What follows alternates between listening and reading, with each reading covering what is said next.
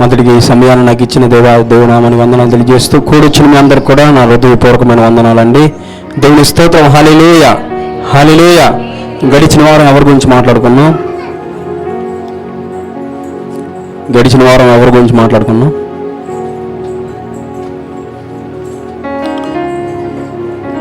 చెప్తే త్వరగా చెప్దాం. ఎవరి గురించి మాట్లాడుకుందాం? మంచిదండి.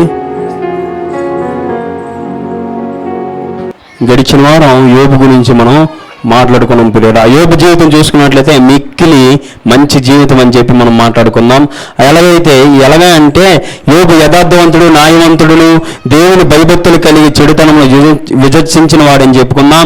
అదేవిధంగా యోబు సంపాదన కానీ యోబు గొప్పతనం కానీ చూసుకున్నట్లయితే 10 మంది పిల్లలు కలిగి ఉన్న యోబుని చూసుకున్నాం. అదేవిధంగా 7,000 గొర్రెలను 3,000 ఒంటెలను 500 జతల ఎడ్లను 300 ఆడగాడిదలను బహుమంది పనివారు కలిగిన వారిగా యోబు జీవితాన్ని మనం చూసుకున్నాం. ప్రియురా 6 వచనాల్లో ఒక్కొక్క వచనాలు ఒక్కొక్కరు కూడా వెళ్ళిపోయినట్టుగా మనం చూస్తున్నాం. ఏ రీతిగా చూస్తామో తెలుసు ప్రియురా.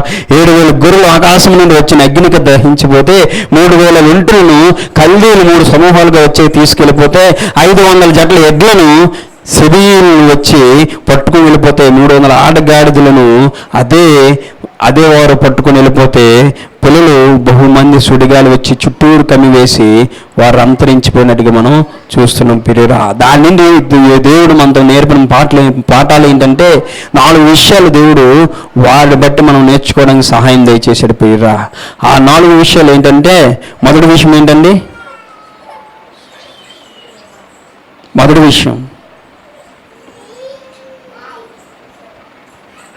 మొదటి విషయం ఏంటంటే యోబు విశ్వాసం బట్టి మనకు ఏం కావాలో తెలుసా ప్రియురా? ధైర్యం తెచ్చుకోవాలి ప్రియురా. అటువంటి ధైర్యాన్ని నువ్వు తెచ్చుకున్నట్లయితే యోబు ఏ రీతికైతే స్థితిగతుల్లో నిలబడ్డాడో అటువంటి స్థితిగతుల్లో నేను నిలబడే వ్యక్తులుగా ఉంటాను ప్రియురా. ఆయన అంటాడు కదా 1వ అధ్యాయం 21వ వచనంలో, యెహోవా ఇచ్చును, యెహోవా తీసుకుపోయిను, యెహోవా నామమునకే స్తుతి కలుగు గాక అంటాడు. 2వ అధ్యాయం 10వ వచనంలో అంటాడు కదా, ఏంటని అంటాడు తెలుసా ప్రియురా? ఆయన నుండి మేలుని మనం కోరుకుందామా, కేరును మనం కోరుకోమా అని చెప్పి అంటాడు ప్రియురా. దేవుని స్తోత్రం. హల్లెలూయా. 2వ భాగాన్ని ఏం చెప్పాడో తెలుసా ప్రియురా? దేవుడు మన మధ్యన యోబును పరీక్షిస్తున్నాడని చెప్తున్నాడు. 3వది ఏం చెప్తున్నాడు తెలుసా ప్రియురా? ఆ పరీక్ష యోబుకే కాదు కానీ దేవుడు కూడా పరీక్ష అని చెప్పి మీతో నాతో దేవుడు మాట్లాడాడు ప్రియురా. ఒకసారి ఆపద నుండి దేవుడు పోరాడుతున్నాడంటే ఆ పోరాటము నీ పోరాటమే కాదు కానీ దేవుడు కూడా నీ పక్షాన పోరాడుతున్నాడని చెప్పి నేను దేవుడిలో బలపడాలని చెప్పి దేవుడు మాట్లాడాడు ప్రియురా. ఏ రీతిగా మాట్లాడాడో తెలుసా ప్రియురా? నువ్వు ఒక సమస్యతో నువ్వు బాధపడుతుంటే, ఒక నిందతో నువ్వు బాధపడుతుంటే, ఒక ఒడిదుడుకులు బట్టి నువ్వు బాధపడుతుంటే, నువ్వు గుర్తుంచుకోవాల్సిన విషయం ఏంటో తెలుసా ప్రియురా? నీతో కూడా దేవుడు పోరాడుతున్నాడు, నీతో కూడా దేవుడు మాట్లాడుతున్నాడని చెప్పి దేవుడు నీవంటి పరీక్షని దేవుడు పోరాడుతున్నాడని చెప్పి నేను గ్రహించుకోవాలి ప్రియురా. ఒక సమస్యతో కానీ, ఒక ఇబ్బందితో కానీ, ఒక శోధనతో కానీ నువ్వు పోరాడుతూ ఉంటే అది దేవుడు చెప్తున్న మాట ఏంటో తెలుసా ప్రియురా? దేవుడు చెప్తున్న మాట ఏంటో తెలుసా ప్రియురా? ఆ పరీక్ష నీకే కాదు కానీ ఆ పరీక్ష దేవుడికి కూడా. ఆ పరీక్ష దేవుడికి కూడా అంటాడు కదా, నా బిడ్డ దీని నుండి పోరాడగలడా, నా బిడ్డ దీని నుండి దాన్ని జయించగలడా, నా బిడ్డ ఈ సమస్య నుండి బయటికి రాగలడా, లేకపోతే నన్ను చేయి విడిచిపెట్టే దేవుడుగా ఉన్నాడా, విడిచిపెట్టే వాడిగా ఉన్నాడని చెప్పి దేవుడు కూడా పరీక్షింపబడుతున్నాడమ్మా. 4వది మనం చూసుకున్నట్లయితే దేవుడు సాతాను వద్ద యోబుని ఓడిపోనివ్వలేదమ్మా. దేవుడి స్తోత్రం. హల్లెలూయా, హల్లెలూయా, హల్లెలూయా. మా శ్రేష్టమైన మాటలు దేవుడు గత వారం జీవితంలో మాట్లాడుకుంటే దాన్ని విని విడిచిపెట్టి విత్తులుగా నేను దాని గురించి నేను సిగ్గు తెచ్చుకోవాలా. దేవుని స్తోత్రం. హల్లెలూయా, హల్లెలూయా, హల్లెలూయా చెప్తుండ్రా. దాన్ని బట్టి నేను సిగ్గు తెచ్చుకోవాలి ప్రియురా. అమ్మ దేవుడు ఆత్మ ద్వారా మాత్రమే మాట్లాడుతున్నాడు.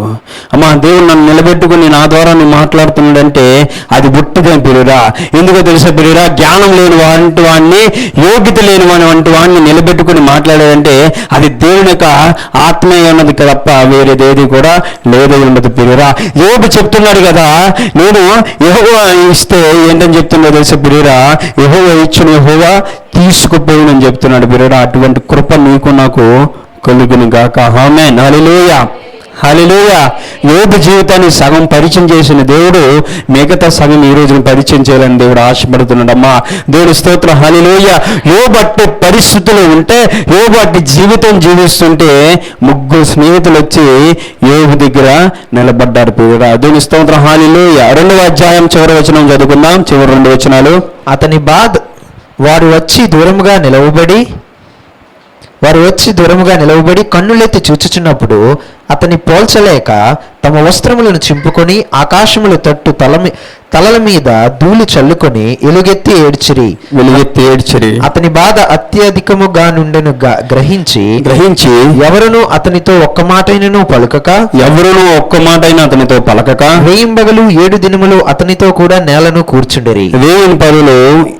అతనితో కూడా 7 దినములు అతనితో నేలను కూర్చుండ్రి. దేవుని స్తోత్రం. హల్లెలూయా, హల్లెలూయా, హల్లెలూయా, హల్లెలూయా. అమ్మా యోబు గ్రంథంలో 42 అధ్యాయాలు ఉన్నాయి. ఎన్ని అధ్యాయులండి? 42 అధ్యాయులు ఉంటే యోబు ఆస్తిని బట్టి యోబు ఎటువంటి వాడు 1వ అధ్యాయంలో చెప్తే, 2వ అధ్యాయంలో చెప్తాడు యోబు రెండోసారి సాతాను మొత్తినప్పుడు దేవుడు కురుపులతోని చర్మంతో బాధపడుతున్నప్పుడు దేవుడు సహాయాన్ని దేవుడు యోబు పొందుకుంటే 3వ వచనంలో యోబు తన యొక్క మాటలను తెలియజేస్తాడు స్నేహితులకి. 4వ అధ్యాయం నుండి 42వ అధ్యాయం అంతవరకు 41వ అధ్యాయం వరకు స్నేహితులు చిన్న మాటలు మాట్లాడలేదు పిరురా యోబుతో. స్నేహితులు ఒక రీతిగా చెప్తుంటారు. ముగ్గురు స్నేహితులు కూడా యోబు జీవితాన్ని మొత్తాన్ని కూడా తెలియజేసి అనేకమైన మాటలు యోబు జీవితంతో మాట్లాడుతున్నారు. పిల్లరా దేవుని స్తోత్రం. హల్లెలూయా. 4వ అధ్యాయం నుండి 41వ అధ్యాయం వరకు యోబు స్నేహితుల యొక్క ప్రస్తావన ఉంటుంది. పిల్లరా కొన్నిసార్లు అట్టి జీవితాల్లో ఉంటే ముగ్గురు స్నేహితులు యోబుతో మాట్లాడతారు కదా, ఎటువంటి మాటలు మాట్లాడతారో తెలుసా పిల్లరా? యోబు అట్టి పరిస్థితులు ఉన్నప్పుడు కూడా, యోబు అటువంటి పరిస్థితులు ఉన్నప్పుడు కదా, యోబు అటువంటి స్థితిగతులు ఉన్నప్పుడు కూడా అనేకమైన ఒత్తిపొడుపుల మాటలు ఆ స్నేహితులు మాట్లాడుతున్నారు. పేరురా కొన్నిసార్లు నేను యోబు వంటి పరిస్థితులు ఉంటున్నప్పుడు, కొన్నిసార్లు దేవుడి యొక్క శోధనలో నన్ను నడుపుతున్నప్పుడు, కొన్నిసార్లు యోబు వంటి పరిస్థితులు గుండా నన్ను నడుపుతున్నప్పుడు నీ చుట్టూ ఉన్న ప్రజలు, నీ చుట్టూ ఉన్న జనాలు, నీ చుట్టూ ఉన్న అయిన వారు, బంధుత్వ వారు ఏమని మాట్లాడతారు తెలుసా ప్రియురా? యోబు స్నేహితులు మాట్లాడినటువంటి మాటలే నీ ప్రజలు, నా ప్రజలు కూడా మాట్లాడతారు. ప్రియురా దేవుని స్తోత్రం. హల్లెలూయా. యోబు స్నేహితులు వచ్చి ఏం మాట్లాడుతున్నారు తెలుసా ప్రియురా? 4వ అధ్యాయం 3వ వచనం చదువుకున్నట్లయితే, 4వ అధ్యాయం నీవు బుద్ధి నేర్పిన వాడవు, బలహీనమైన చేతులను బలపరిచిన వాడవు. యోబు గ్రంథము 4వ అధ్యాయం 3వ వచనము. అనేకులకు నీవు బుద్ధి నేర్పిన వాడవు, బలహీనమైన చేతులను బలపరిచిన వాడవు. నీ మాటలు త్రొట్టిల్లు వారిని ఆదుకుని ఉండేవారు. కృంగిపోయిన మోకాళ్ళు గలవారిని నీవు బలపరిచితివి. అయితే ఇప్పుడు శ్రమ నీకు కలుగగా నీవు దుఃఖక్రాంతుడు అయితివి. సరిపోతుంది పిలువరా. దేవుని స్తోత్రం. హల్లెలూయా. కొంతమంది అంటారు కదా, నీతో నాతో ఏం మాట్లాడతాడు తెలుసా పిల్లరా? అనేకులకు నువ్వు బుద్ధి చెప్పిన వాడు కదా, అనేకులు పడిపోయినప్పుడు నువ్వు లేవనెత్తిన వాడు కదా, అనేకులు బలహీన పరిస్థితులు ఉన్నప్పుడు నీ చెయ్యిని అందించిన వాడు కదా, నీకు ఇట్టి పరిస్థితి ఎందుకు వచ్చిందని చెప్పి యోబుతో తన స్నేహితులు మాట్లాడుతున్నాడమ్మా. మా సర్వం కోల్పోయి సర్వం పోయి అటువంటి పరిస్థితులు ఉంటే నువ్వు వేరే వాడిని ఆదరిస్తున్నావు కదా, వేరే వాడికి నువ్వు ధైర్యం చెప్పేవాడు కదా, వేరే వాడికి నీ స్థితిగతులు చెప్పి నేను బలపరిచేవాడు కదా, నువ్వు ఈ స్థితిని ఉండిపోయేవి ఏంటయ్యా అని చెప్తూ మాట్లాడుతున్నాడు ప్రియరా. కొంతమంది ప్రజలు నీ దగ్గరికి వచ్చి ఇటువంటి రీతిగా చెప్తాడు, నువ్వు ఉన్నప్పుడు ఆ రీతిగా చేసావు కదా, నువ్వు ఉన్నప్పుడు ఈ రీతిగా నువ్వు వేరే వారి ప్రజలను ధైర్యపరిచావు కదా, నీకు ఈ స్థితి వచ్చిందని చెప్పి నిన్ను అటువంటి మాటలు మాట్లాడుతుంటే, అటువంటి మాటలకు 5వ వచనం అంటాడు కదా, అయితే ఇప్పుడు శ్రమ నీకు కలుగగా నీవు దుఃఖక్రాంతుడు అయితివి. అది నీకు తగులగా నీవు కలవరపడుచున్నావు. నీకు అది తగిలితే అది నీకు వచ్చినప్పుడు నువ్వు కలవరపడుతున్నావు అయ్యా అని చెప్పి దేవుని యొక్క ఎవరండి యోబు స్నేహితులు తన యోబుతో మాట్లాడుతున్న మాటలు పిలురా. నువ్వు ఒకరికి సహాయం చేసేవాడు కదా, ఒకరికి ఇబ్బంది పుచ్చేవాడు నువ్వు కాదు కదా, ఒకరికి ఎల్లప్పుడూ కూడా ఒకరికి బలమైన మాటలు నువ్వు చెప్పేవాడు కదా, నీకు ఈ బతుకు వచ్చిందని చెప్పి యోబు స్నేహితులు మాట్లాడుతుంటే ఎవరు మాట్లాడుతున్నాడో తెలుసా పిలురా? మొదటి వచనం. దానికి తేమానీయుడైన ఎలీఫాజు మాట్లాడుతున్న మాటలు పిరురా. ఎలీఫాజు మాట్లాడుతున్న మాటలు పిరురా. దేవుని స్తోత్రం. హల్లెలూయా. అటువంటి పరిస్థితులను ఉండిపోయావా? నువ్వు వేరే వాడికి ధైర్యం చెప్పాడు వాడు కదా, ఏదో వాడిని బయలుపరిచేవాడు కదా, నీకు ఈ స్థితి నీకు తగునా అని చెప్పి మాట్లాడితే రెండో వాడు అంటున్నాడు కదా, యోబు గ్రంథం 8వ అధ్యాయం 1-4 వచనాలు. అప్పుడు గుహీడగు బిల్దయు ఇట్లా నేను ఎలా చెప్పాను, ఎంతకాలము నీ విట్టి మాట్లాడదవు, అంతకాలము నువ్వు ఇట్టి మాటలు మాట్లాడదువు, నీ నోటి మాటలు సుడిగాలి వంటి వాయను, నీ నోటి మాటలు సుడిగాలి వంటి వాయను. దేవుడు న్యాయ విధిని రద్దుపరచునా, దేవుడు న్యాయ విధిని రద్దుపరచునా, సర్వశక్తుడకు దేవుడు న్యాయమును రద్దుపరచునా, సర్వశక్తి గల దేవుడు న్యాయమును రద్దుపరచునా. చాలండి. దేవుని స్తోత్రం. హల్లెలూయా. దేవుడు అంటే ఇక్కడ ఎలీఫాజు అంటున్నాడు కదా, బిలాద్ అంటున్నాడు కదా, ఏ రీతికి మాట్లాడుతున్నాడు తెలుసా పిల్లరా? ఎంతకాలం నువ్వు ఇట్లుగా మాట్లాడుదువు, నువ్వు ఎంత కాలము సుడిగాలి వంటి మాటలు మాట్లాడుదువు, దేవుడు న్యాయవంతుడు కదా, నీ అంత న్యాయమే తీర్చని అంటున్నాడు పిల్లరా. మన మాటలు అర్థమవుతున్నాయా? ఈ బిలాద్ అంటున్నాడు కదా, దేవుడు నీకు న్యాయమే తీరుస్తున్నాడు అంటున్నాడు పిల్లరా.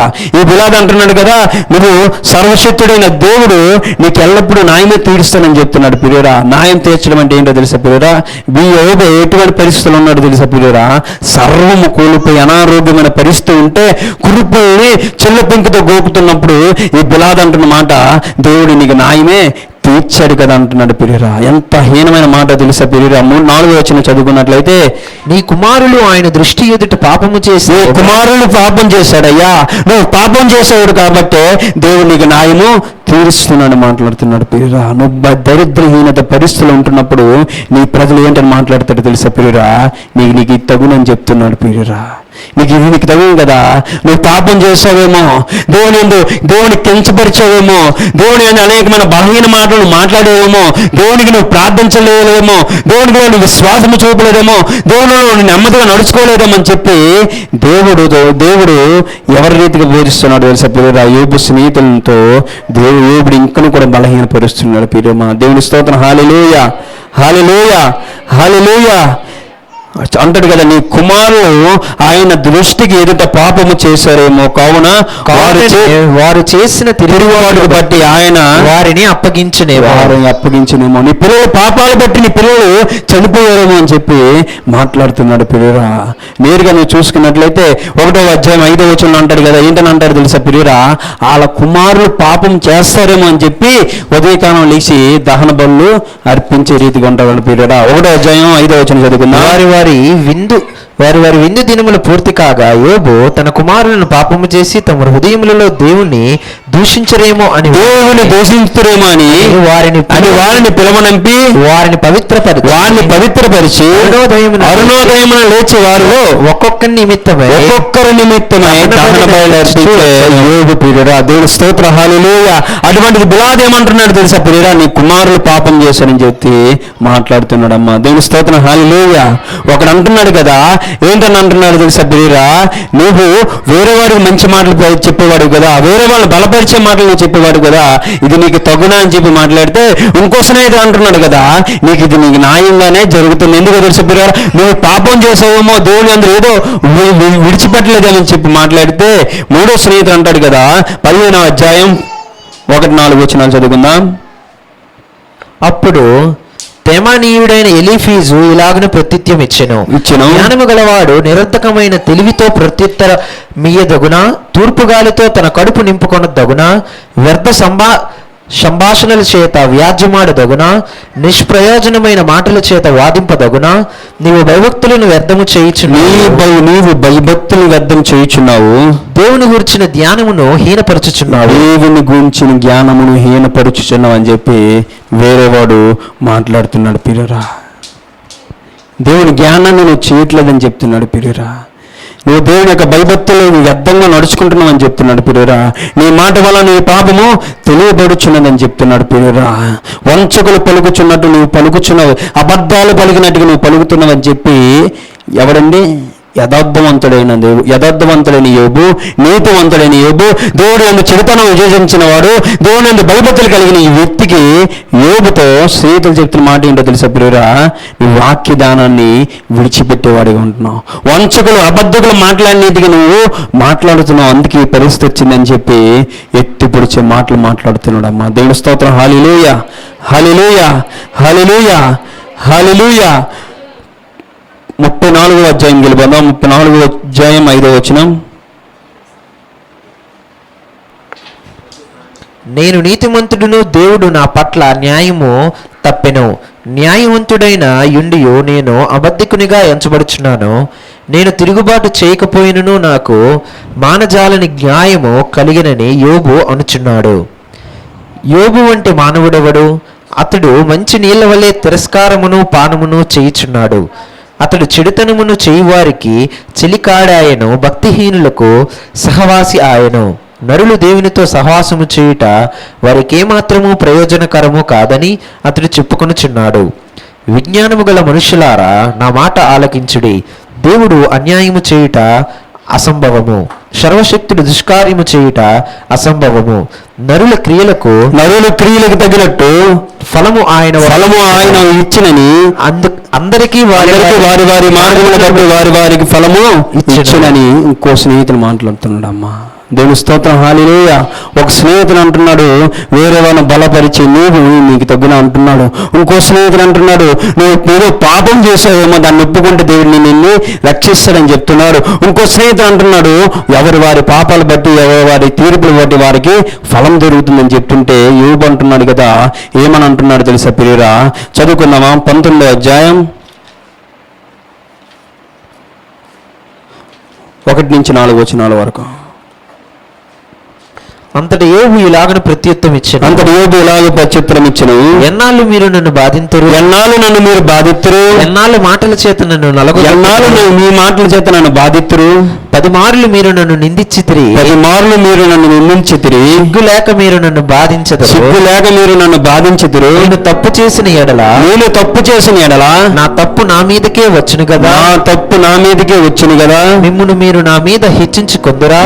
మీరు నానందు హెచ్చించుకుందురా? నా నేరము నా మీద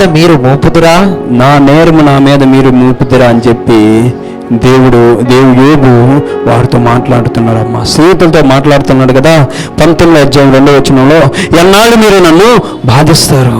నరులతో నువ్వు చెప్పాలి, నువ్వేంటని చెప్పాలి తెలుసా ప్రియురా? మీరు నన్ను ఎందుకు బాధిస్తున్నారు?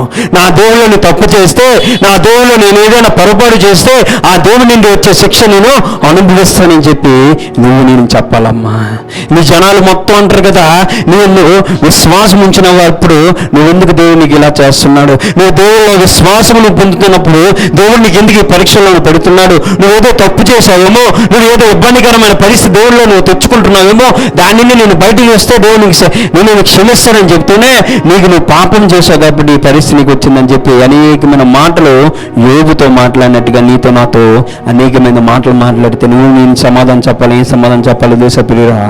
అమ్మా మీరు నాకు ఎన్నాళ్ళు ఈ యొక్క మాటలతో నన్ను బాధిస్తారు, ఎన్నాళ్ళు నీ మాటల చేత నన్ను వెళ్ళగొడతారు, 10 మార్లు నన్ను నిందిస్తారు కదా, సిగ్గు లేక నన్ను బాధిస్తున్నారు కదా. నేను తప్పు చేసిన ఎడల నా తప్పు మీద వచ్చుగాక. నేను తప్పు చేస్తే ఆ తప్పు నా మీద వస్తుందని చెప్తున్నాడమ్మా. అమ్మ నేను ముగించేస్తున్నా. దేవుడు ఏంటని చెప్తున్నాడు తెలుసా ప్రియురా? దేవుడు చెప్తున్న మాట ఏంటో తెలుసా ప్రియురా? దేవుడు 2 రకాల ప్రజల్ని దేవుడు ఈ రీతికి వధిస్తాడు ప్రియురా. ఒకటి, వారి పాపాల బట్టి సమస్యలు, శోధనలు, అంధకార పరిస్థితులు తెప్పిస్తే వేరే గుంపున్నారు. ఏంటో తెలుసా ప్రియురా? వారికి పరీక్షించడానికి వారికి ఏంటి చేస్తాడు తెలుసా ప్రియురా? సమస్యలు, నిందలు, ఒడిదుడుకులు వదిలేస్తారమ్మా. నా మాటలు అర్థమవుతున్నాయా? మళ్ళీ ఒకసారి చెప్తా. దేవుడు 2 ప్రజల గుంపులు ఎందుకుంటే, ఒకటి వారి పాపాలు బట్టి, ఒకరు వారి తప్పులు బట్టి, ఒకరు వారి నిందలు బట్టి వారికి కావాల్సిన శిక్షను, నిందలను అనేకమైన హింసలకు గురి చేస్తే, రెండో వారికి అదే నిందలను, అదే హింసలను ఎందుకు గురి చేస్తారు తెలుసా ప్రియురా? అది యథార్థవంతుడైనప్పుడు కూడా నిందల్లో, ఒడిదుడుకులో, సమస్యలు ఎందుకు విడిచిపెడతాడు తెలుసా ప్రియురా? వారి నుండి నీకు నాకు దేవుడు పరీక్షిస్తున్నాడు కాబట్టి అటువంటి గుంపును వదిలిపెడితే ముందు గుంపు ఉందో తెలుసా ప్రియురా, దాని నుండి నువ్వు నేను నేర్చుకోకూడదని చెప్పి ఆ తప్పులు చేసినటువంటి పరిస్థితి వస్తుందని చెప్పి నేను ఎరగాలి ప్రియురా. అటువంటి వారిని బట్టి నేను జీవితాలను దూరపరుచుకుంటే రెండో గుంపు ఏంటో తెలుసా ప్రియురా, యోబు వంటి గుంపు ఉంటే అటువంటి గుంపుని నేను నేర్చుకోవాలా. యోబు యథార్థత వదిలిపెట్టట్లేదని ఇందుకే మాట చెప్తున్నాను తెలుసా ప్రియురా. ఇంత బాధపరిచిన ఆయన అంటారు, ఎన్నాళ్ళు మీరు నన్ను బాధిస్తురు, ఎన్నాళ్ళు మీ మాటల చేత నన్ను నలగొడుతురు, 10 మార్లు మీరు నన్ను నిందించుచున్నారే, సిగ్గులాగా మీరు నన్ను బాధిస్తున్నారే, నేను తప్పు చేసిన ఆ తప్పు నా మీద వస్తున్నాను. ఏబంటున్న మాట ఏంటి తెలుసా ప్రియురా, 41వ అధ్యాయం క్షమించండి 42వ అధ్యాయం 10వ వచనం. మరియు యోబు తన స్నేహితుల నిమిత్తము ప్రార్థన చేసినప్పుడు యెహోవా అతని క్షేమ స్థితిని మరలా అతనికి దయచేసెను. సరిపోతుంది ప్రియురా, మరొకసారి చదువుకుందాం మొదటి మాట. మరియు యోబు తన స్నేహితుల నిమిత్తము ప్రార్థన చేసి యోబు తన స్నేహితుల నిమిత్తం ఏం చేశాడమ్మా? గట్టికి చెప్పాలి, ఏం చేశాడు గట్టికి చెప్పండి, ఎవరు లేదా? ఏం చేశాడమ్మా? ఎవరు బట్టి ఆ స్నేహితులు ఏం చేశారు? సమస్యలు వచ్చిన వారిని నిందించారు ప్రియురా. ఆ సమస్యలు ఉన్నప్పుడు కూడా పిండి మీద కారం చల్లనట్టు అనేకమైన నువ్వు పాపవి నీ కుటుంబం పాపం చేసింది, నువ్వు పాపం చేసావు, అందుకే స్థితిగతులు నీకు వచ్చాయి, నువ్వు వేరే వారికి చెప్పేవాడు కదా, నువ్వెందుకు ఇలా దిగజారిపోయావు, వేరే వాడితో నువ్వు మాట్లాడేవాడు కదా, వేరే వాడిని నువ్వు ధైర్యపరిచేవాడు కదా, నువ్వెందుకు ఈ ఊపిలో కూడిపోయి అంటున్నావు. ఈ స్నేహితులు బట్టి ఏం చేశాడు తెలుసా ప్రియురా? ఏం చేశాడమ్మా? గట్టికి చెప్తున్నా, ఏం చేశాడు? అటువంటి ప్రార్థన చేసినప్పుడు దేవుడు ఏం చేశాడు తెలుసా ప్రియురా? చదువుకున్నామా? యెహోవా అతని క్షేమ స్థితిని మరలా అతనికి దయచేసెను. ఏం చేశాడండి? నీకు స్వరాలు లేవా? మరొకసారి చదువుకున్నామా? వాక్య భాగంలో మైక్లో చదువునా? యెహోవా అతని క్షేమ స్థితిని మరలా అతనికి దయచేసెను. క్షేమస్థితిని మరలా అతనికి దయచేశాడంటమ్మా. అమ్మా, దేవుడు అన్యాయస్తుడు కాదు. యాకోబు రాసిన పత్రిక చదువుకున్న యాకోబు రాసిన పత్రిక మొదటి అధ్యాయం 13వ వచనం. యాకోబు రాసిన పత్రిక మొదటి అధ్యాయం 13వ వచనం. దొరికిందండి?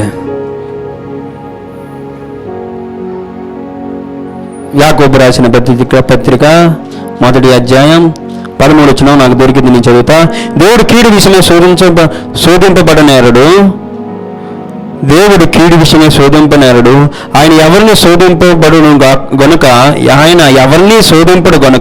ఎవడైనా శోధింపబడినప్పుడు నేను దేవుని చేత శోధింపబడుచున్నానని అనకూడదు. దేవుని స్తోత్రం. హల్లెలూయా, హల్లెలూయా, హల్లెలూయా. దొరికిందండి? దేవుడు కీడు విషయమై శోధింప నేరడు. అమ్మ జాగ్రత్తగా వినాలా. దేవుడు కీడు విషయమై శోధింప నేరడు. ఆయన ఎవరిని శోధింపడు గనుక ఎవడైనా శోధింపబడినప్పుడు నేను దేవుని చేత శోధింపబడుచున్నానని అనకూడదండి ప్రియురా. మనం శోధింపబడుచున్నామంటే అది సాతానుతో తప్ప దేవునితో కూడా కాదని చెప్తున్నాడమ్మా. అమ్మ, దేవుడు అన్యాయస్తుడు కాదు ప్రియురా. ఏ రీతిగా ఈ మాట చెప్తున్నాను తెలుసా ప్రియురా? దేవుడు అన్యాయస్తుడు కాదమ్మా. ఎందుకు ఈ మాట చెప్తున్నాను తెలుసా ప్రియురా? యోబు 42వ అధ్యాయం 12-13 వచనాలు చదువుకున్నట్లయితే యోబుకు దేవుడు తిరిగి సమస్తాన్ని కూడా రెట్టింపుగా దేవుడు దయచేశాడమ్మా. యోబు యొక్క ప్రార్థన బట్టి క్షేమస్థితిని మళ్ళా దేవుడు కలుగజేస్తే 12వ వచనంలో రాయబడిన మాట చదువుకుందామా. యెహోవా యోబును మొదట ఆశీర్వదించుట కంటే మళ్ళా ఒకసారి చదువుకున్నాం. యెహోవా యోబును మొదట ఆశీర్వదించినంతకంటే మరి అధికముగా ఆశీర్వదించను. అతనికి 14,000 గొర్రెలను ముందంతా తెలుసా పిరురా? ఎంతన్నాయి? 7,000 గొర్రెలు ఉంటే ఇప్పుడు ఎంత అయిపోయి తెలుసా పిరురా? చదువుకున్నా. 14,000 గొర్రెలను, 6,000 300 ఒంటులుంటే 6,000 ఒంటులను, 1000 జతల ఎడ్లను, 500 జతల ఎడ్లు ఉంటే 1000 జతల ఎడ్లను, 1000 ఆడగాడిదలు, 500 ఆడగాడిదలు ఉంటే 1000 ఆడగాడిదలు కలుగు చేసిన. అంతేనా? మరియు అతనికి 7 కుమారులను. ఎప్పుడైతే భార్య వెళ్ళిపోయిందో ఆ భార్య మళ్ళీ తిరిగి వచ్చినప్పుడు 7 కుమారులు 3 కుమార్తెల్ని దేవుడు దయచేసాడు. దేవుని స్తోత్రం. హల్లెలూయా. అమ్మ అంటాడు కదా, నువ్వు శోధింప శోధింపబడుచున్నప్పుడు నువ్వు సువర్ణం వలె మారిపోతావు అంటాడు ప్రియురా. ప్రజలు వచ్చి అంటున్నారు అనేకమైన, నువ్వు పాపం చేసావు, నువ్వు నిందలు చేసావు, ఇంత రీతిగా ఉన్న పరిస్థితులు బట్టి నువ్వు ఇంత దిగజారిపోవు అంటుంటే, అంత శోధింపబడినప్పుడు కూడా దేవుడు ఏ రీతిగా సాధించాడు తెలుసా ప్రియురా? సువర్ణం వలె రెండంతల ఆశీర్వాదాన్ని యోబు జీవితంలో తిరిగి తీసుకొచ్చాడు. అమ్మా, నువ్వు ప్రజలు నిన్ను నిందిస్తున్నారా? అమ్మా, నీ ప్రజలు నిన్ను ఎత్తుపడుస్తున్నారా? నీ బ్రతుకు ఎప్పుడు మారేదని ఇంతే అని చెప్పి ప్రజలు నువ్వు అంటున్నారేమో. అమ్మ, నువ్వు గుర్తుంచుకోవాల్సింది ఏంటో తెలుసా ప్రియురా? దేవుడు అన్యాయస్తుడు కాదు, దేవుడు శోధింపబడ్డు. నువ్వు కానీ శోధించుచున్నాడని చెప్పి నువ్వు అనుకుంటున్నావేమో. అమ్మా, దేవుడు నేను ఎన్నట్టు కూడా శోధింపబడవమ్మా. నువ్వు గ్రహించాలి ఏంటో తెలుసా ప్రియురా? నీవు శోధింపబడినప్పుడు సువర్ణం వల్ల మారిపోతావు. నీకున్నది రెండంతల ఆశీర్వాదం దేవుడు నీకు దయచేస్తాడు. కొద్ది మాటలు దేవుడు ఉనికిలో దీవించబడును గాక. అందరూ కళ్ళు మూసుకొని ప్రార్థన చేద్దాం పిల్లరా. అందరం కళ్ళు మూసుకొని ప్రార్థన చేస్తున్నాం. బిలాదు వస్తున్నాడు అంటున్నాడు కదా, నువ్వు పాపం చేసావు అంటున్నాడు. వచ్చి వస్తున్నాడు అంటున్నాడు కదా, నువ్వు ఈ రీతిగా జీవించావు కదా, ఇది నీకు తగున అంటున్నాడు. ఇంకోటి అంటున్నాడు, నువ్వు పాపం చేసి దేవుడికి ఈ విషయాలు అన్నిటిలో కంటే నువ్వు దిగజారిపోకంటుంటే ఏమంటున్న మాట ఏంటో తెలుసా ప్రియురా? నువ్వు ఎర్రివాడి వల్ల మాట్లాడొద్దు. నువ్వు ఎంతకాలం నన్ను నిందిస్తారయ్యా, మీరు నా స్నేహితులని చెప్పుకోవడానికి సిగ్గేస్తుంది. 10 మార్లు నన్ను శోధిస్తున్నాడు కదా, నీకు సిగ్గులేదని చెబుతూనే అన్ని నెంబర్ పడ్డా యోబు ఏం చేస్తున్నాడు తెలుసా ప్రియురా? అటువంటి ప్రజలు బట్టి ప్రార్థన చేస్తున్నాడమ్మా. అటువంటి ప్రజలు బట్టి ప్రార్థన చేస్తున్నాడమ్మా.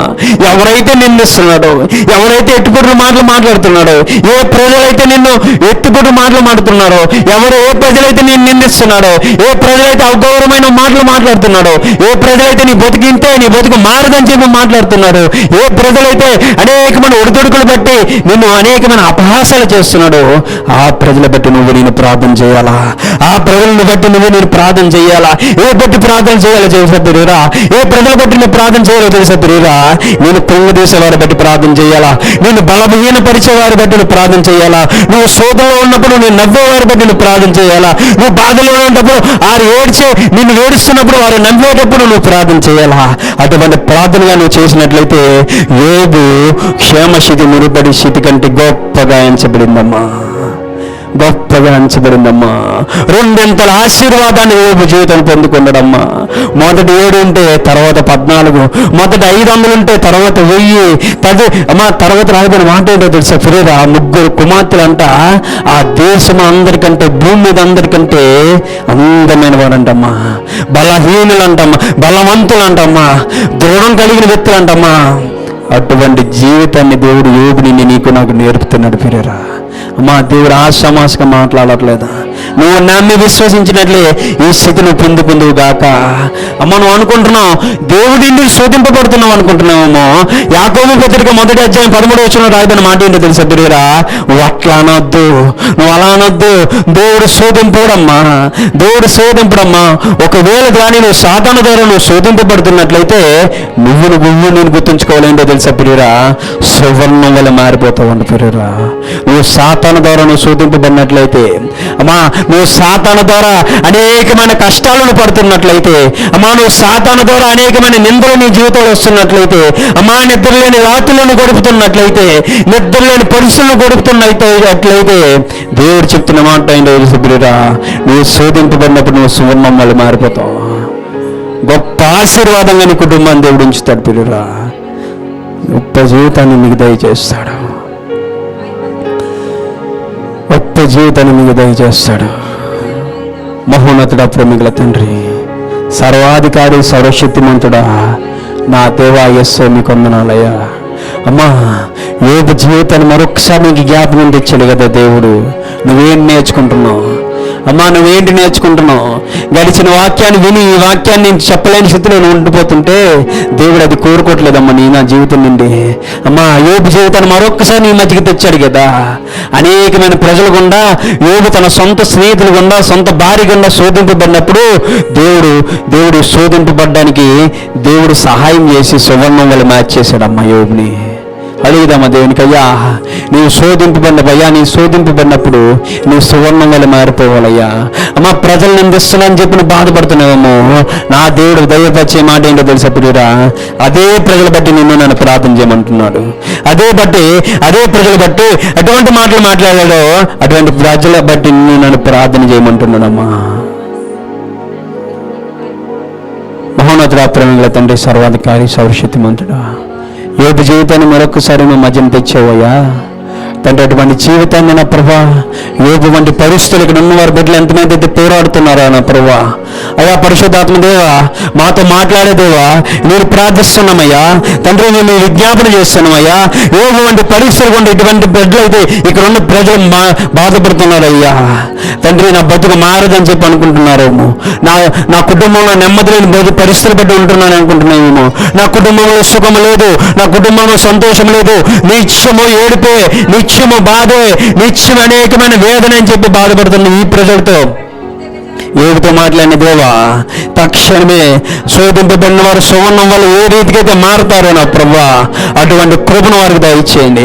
అటువంటి కృపను శోధింపబడుతున్న ప్రతి బిడ్డకి దయచేయండి అయ్యా. అనేకమైన నిందలతో పోరాడుతున్న బిడ్డలు మీరు దయచేయండి ప్రభా. మీకు వందనాలు.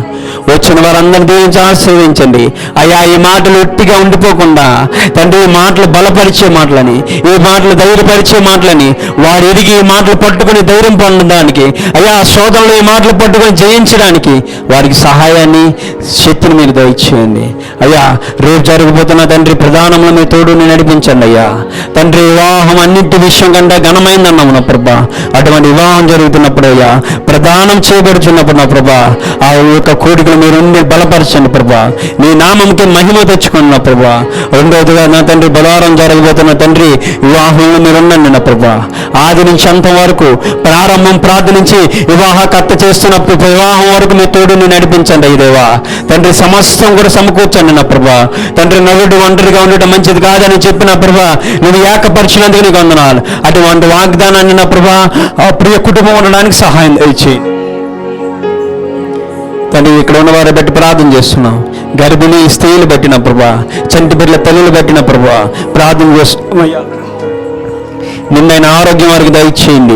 బిడ్డలు పెంచుకునే సహాయం వారికి దయచేయండి. బిడ్డలు ఏ రీతిగా పెంచాలన్న ప్రభా, మొక్కగా ఉన్నప్పుడు వారిని ఉంచి సరైన రీతిగా నేను భయభక్తులు కలిగి జీవించడానికి సహాయం దయచేయండి. అనారోగ్యంతో ఉన్నవారిని, అప్పుల్లో ఉన్నవారిని తండ్రి, సమస్త పరిస్థితులు ఉన్నవారిని ముట్టి బాగు చేయండి అయ్యా. దురాత్మ శక్తులతో పోరాడుచున్న వారిని బట్టి ప్రార్థన చేస్తున్నాయ్యా అయ్యా తండ్రి. శోధింపబడుచున్నప్పుడు సువర్ణం వాళ్ళే మారుతారన్న వాగ్దానాన్ని బట్టి వారి జీవితంలో సిద్ధింపజేయండి ప్రభావ. మీకు వందనాలు. దురాత్మ శక్తులు తక్షణమే విడిచిపోగాక తండ్రి, మీకు వందనాలు. శక్తిని నుంచి నడిపించి బలపరచండి దేవా, నీకు వందనాలు. మరలా నీ యొక్క పర్యంతరం వరకు నువ్వు కలుసుకునే సహాయం మాకు దయచేయమని ఈ ప్రార్థన, ఈ కోడిక, శుద్ధి ఆరాధన, పాటలు మొత్తం నీ యొక్క పాద సన్నిధిలో పెడుతూ యేసుక్రీస్తు నామమున అడిగి వేడుకుంటున్నాం పరమ తండ్రి. ఆమేన్, ఆమేన్, ఆమేన్.